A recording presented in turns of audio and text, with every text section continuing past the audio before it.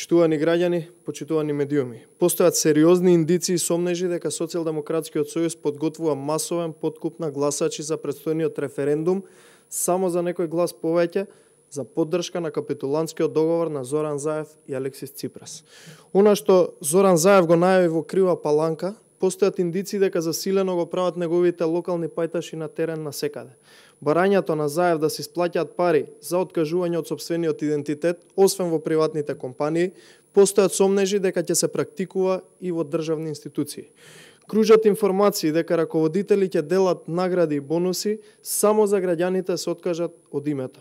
Целата операција чини поприлично и затоа гледаме секој ден нови задолжувања.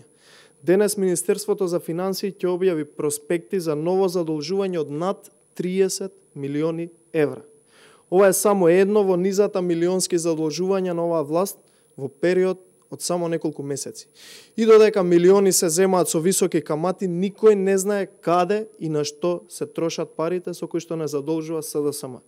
Дека парите се трошат сомнително и завршуваат во нечии џебови, говори фактот што капиталните инвестиции се на историски најниско ниво до сега.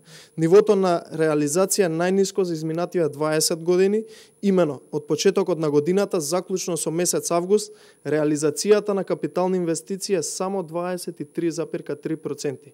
Ова е недозволиво и доказ само за едно, дека оваа власт не работи ништо и нема план за ништо, а парите завршуваат во некои сомнителни дупки. Парите не се трошат за она за што се предвидени.